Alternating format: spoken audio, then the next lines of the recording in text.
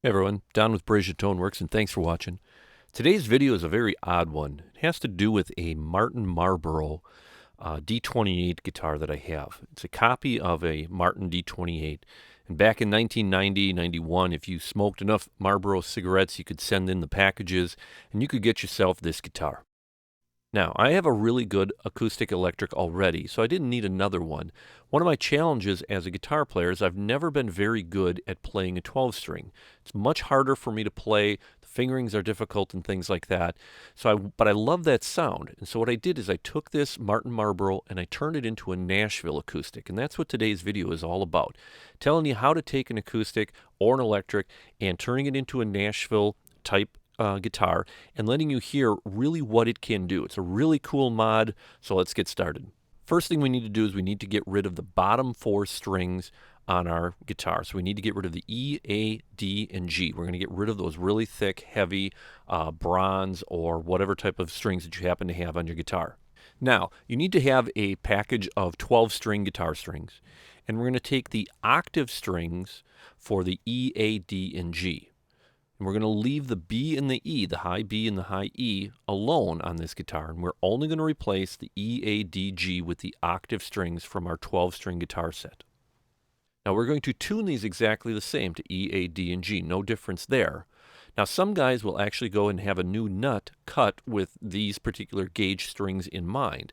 I did not do that, and I also had an electric before that I did a Nashville type mod on, and I did not cut the nut. It's entirely up to you. It's how you play, and it's how that guitar feels and sounds, whether or not you want to go through that effort of having a new nut cut. And that's it. That's actually the entire mod. Now what you're going to get is you're going to get a guitar with 6 strings that's going to sound very similar to a 12-string guitar.